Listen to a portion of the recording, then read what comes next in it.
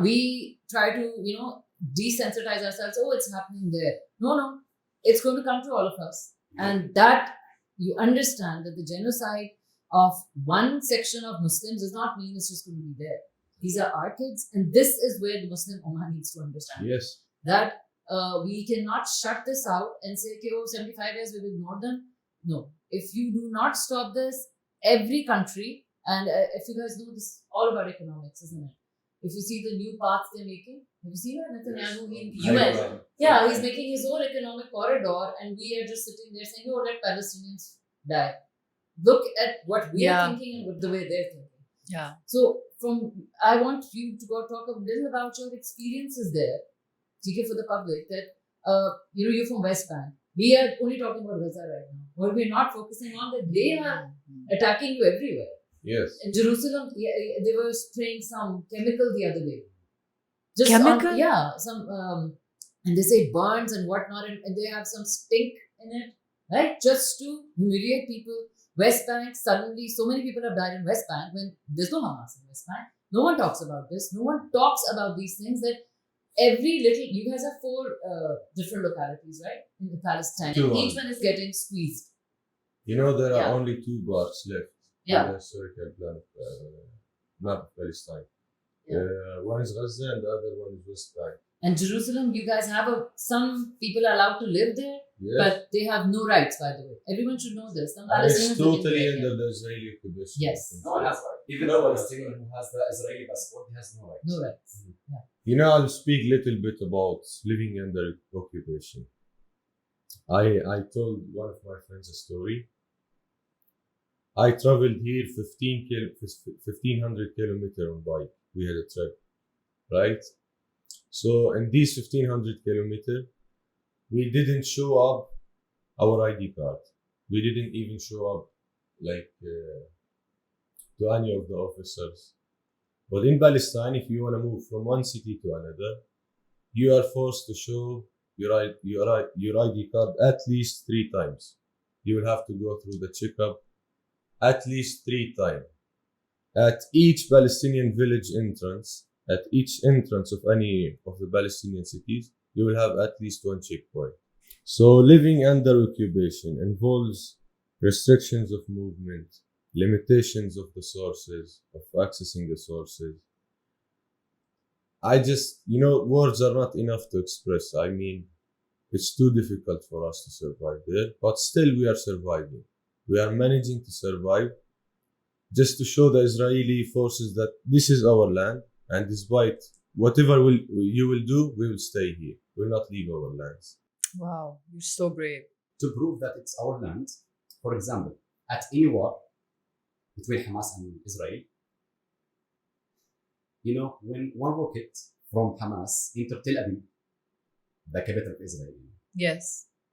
what they call it, every Israeli, he will take his original passport, like he came from Ukraine. Every Israeli living in Israel, he has 2 passports. Of course. The Israeli passport and Yes. his original land passport. Absolutely. Like, for example, I'm Jewish. I came from Ukraine. Yes. I have the Ukrainian passport. Then the Israeli Alongside government the gave me Israeli the Israeli passport. At every moment, at every war, every Israeli will go back and return to his original land. And the Palestinian, if they destroy his house, they killed his child, they damage him, he will say, I will stay. So that proof who the owner of the land. The people who run away at any war, or the people that say I will stay at any situation. Absolutely. Let me ask you something.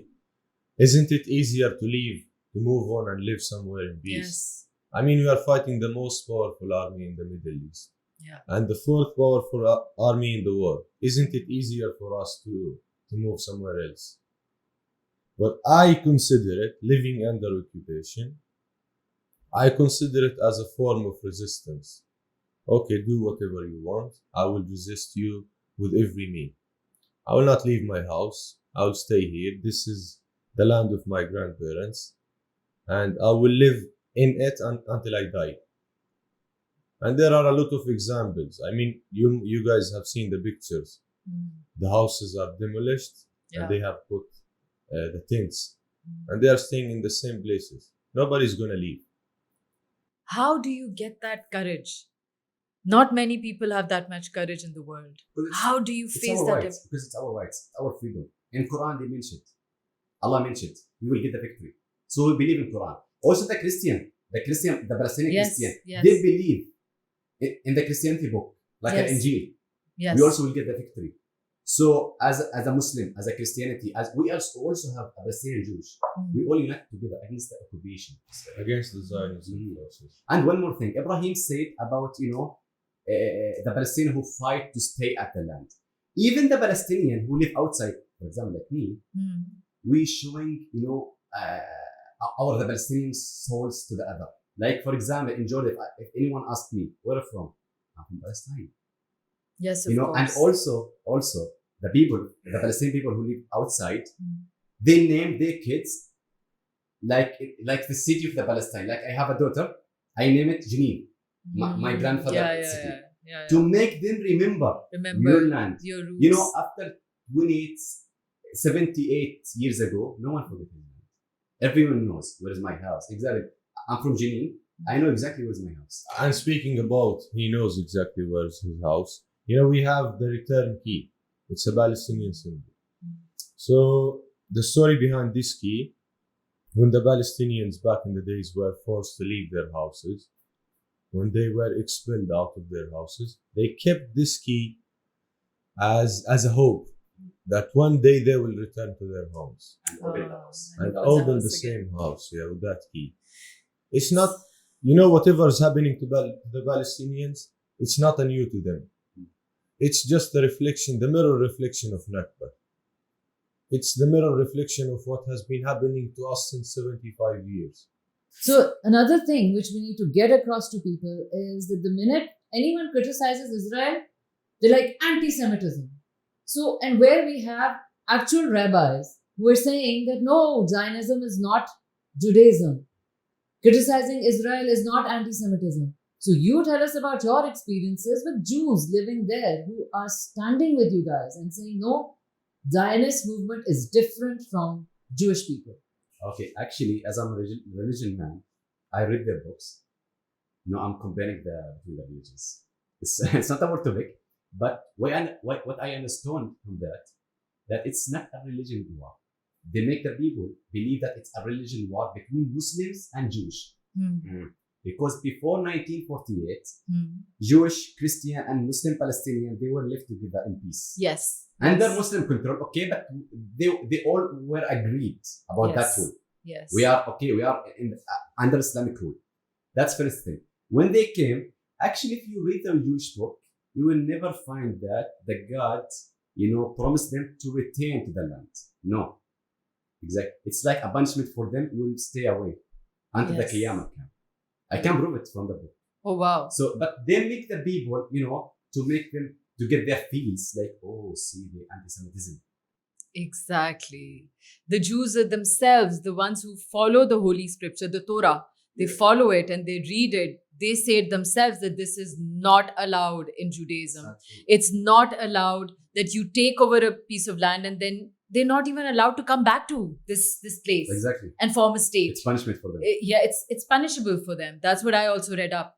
And somehow the whole world has been fed this story and everybody thinks, oh, the Jews have the right to this land. They don't. It's not even in their book. If it's just this logic doesn't, I'm just talking about generally, you can't apply this logic. The whole world has been, if then you go to Aborigines, Maoris, Native Americans, everyone, the world has been changing. Yeah. How people come and said, so you can't just say, oh, we have a right to come to this land and kill everyone there so we can sit there. And what's funny? They have the principle of the 10 teachings. Okay, so I'm going to start with the first two. Don't kill, and what they have been doing. My God, yeah. 10 commandments you're talking about. Don't 10 steal. commandments. Yeah, 10 commands, yeah. Don't steal. They have stolen Stolen all the Palestinian land.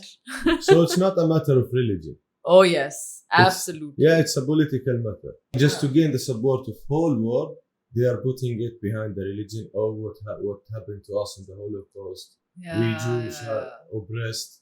I always say that a people, when you've gone through Holocaust, you've gone through such misery, how can you inflict that on another people? And that's what the real Jews are saying.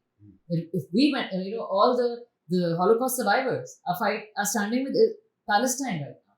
That we went through something where the world stood still, where Holocaust happened. Now the world is standing still, and Zionists are responsible for this. Who supports Israel more? Europe and USA. That's it. Where exactly the place that Jewish get hurt more? Where? In Europe. So how Yes. can you hurt them and at the same time, look, before World War II and also in World War II, there was bombing. At the same time, the Jews in Palestine, they were living in peace. That's right. And now they say the Muslim hate Jews. If you read the history, if you see the picture of the Jewish families in Palestine, you see the different story. They were living peace in love with each other. They were also praying Aqsa Mosque. We didn't, we allow them to pray. It's your right as your religion. And we have accepted them as refugees. Yes. When Yes. they arrived to our land, Yes. they were oppressed. Yes. And all of a sudden, their Exactly. forces came This behind. is a from very behind. important point that when Europe was suppressing, oppressing, killing Jews, who gave them shelter? The Palestinians, because there were Jews living there, Palestinians, and yeah. Palestinians assumed that they're going to be My- like Jews and my they can live grand- together with My us. grandmother, when she was in Palestine, she get a Jewish old woman to live with her after she ran away from the war from Europe because they were killing them. Okay, they lived in peace for a few years. After that, when the Israel make them armed, she entered to my grandmother by the shotgun and she said to her, "Get out from the house. Oh my God. I take you as a visitor. You are running from the war. I keep you safe in my land." And what you did, And then you start killing me Killing and taking me. over my things. that's how you say thank you for me. Wow. That's not Wow. many people. Again, we don't know history. People don't talk about it. That from 1892, when this thing started, they had their own militia. Israel, Zionists, had militia who were attacking. It's called Haganah. Huh. It's killed really everyone. When they enter any town, They kill everyone. they kill everyone. Yes, and Child, this is woman, yes. old one. And this was the Zionists. They Mhm. had militias all over Palestine, going into villages and just killing because we need this land. Just kill. Is this the kill, Nabka kill. you're talking about? No, this is before the Nakba. Before the Nabka. Because their militia started being armed much before. Nakba was open for everyone to see. They've done Everyone. it before. And Exactly, I they would were say doing the colonization of British over my land was just to prepare the land for Israeli. After Ottoman Just to prepare how the forces will come, who's gonna capture, from where. Every single Israeli is a reserve for the army. And I want to speak about the civilians. The Israeli they keep saying propaganda. civilians, They yeah. say the Palestinian resistance have killed 1,400 Israeli innocent civilians. I just want to speak about these civilians. These innocent civilians are living on a stolen land from Palestinian. Okay? They are waging in the Palestinian houses. They are killing them. They are damaging their houses. They are burning their streets. These innocent civilians. You know why they call them innocent? Because they are not wearing a military suit. That's it. But most of the time They're armed. When he turned 16 years old, he knew how to use M12, Yeah. the most powerful shotgun in the world. Yes. Yes. And the Haganah, when they start killing the Palestinian, we didn't fight them back because we were living peace. We don't know how to use shotgun and weapons. We don't know how to use it because we were living peace. So they came with their weapons to occupy us. So if anyone say in the future we are terrorists, it's not doesn't need to be deep in history. If you write, the cover of the book, you will know everything. That's right. That's very And true. even just a few names I want to say were Rachel Corrie, Tom Hurdle, Shiri, Kanafani. All of these people have just been killed by Israel, and there is no justice. No one talks about it. What was Rachel Corrie doing? There was a bulldozer which ran over her. Bulldozer ran over And that no girl. one says, what was she doing? She was not armed. She wasn't a terrorist. Because they talk. She wasn't Palestinian. Yeah. by the way. No, she wasn't even. Exactly. She was Yeah. American. She was American. Yeah. So again, no one talks about the justice that why is Israel not held accountable for every war crime, for breaking all international law, for killing people for no reason. Speaking about the international law, you know, Israel has been violating the international law since decades, right? Yes. And no one's saying anything. But when it comes to any other case like Ukraine and Russia, Oh, yeah. we see the rude language which they are using against Yes. Putin. Yes. Why, you know, the double standards of the Western leadership? Why we don't see the same speech in Palestine? To support his point, like at the start of the Ukraine war, at the Premier League, the football league in England, the best and the famous league in the world, everyone watch it. Like for example, they allowed to enter the Qurani flag to show the world the case of the Ukraine. Okay, at the start of the war of Palestine, they didn't allow to enter any flag of Palestine. That's right. And if you, as a player, if you talked about Palestine, the case of Palestine, like if you post any story on Instagram, in your story, talking about Palestine, they will ban you to play. Mhm. They will cut your salary. Mhm. They will fight you. Like we say, see, the Arab player, he's a terrorist. Any influential voice that talks about it, they just shut it down. Exactly. There'll be when Gigi Hadid talks, she lost her contracts.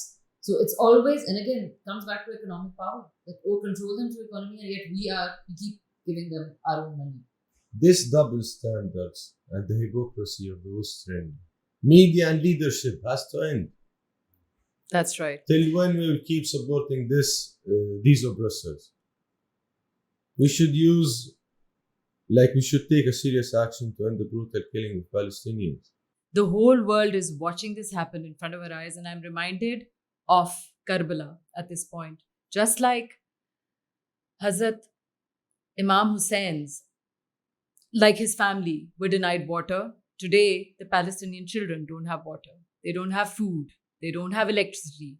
And the whole world is watching a genocide happen in front of them. And this is the front line. This is Karbala happening all over again. And the Palestinians are the defenders of Al-Aqsa. And all of us Muslims need to wake up. We need to wake up and see what's happening and stand behind our brothers.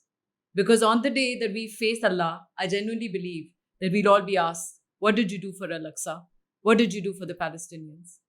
And we shouldn't be ashamed. We should do whatever we can to raise our voices. Inshallah.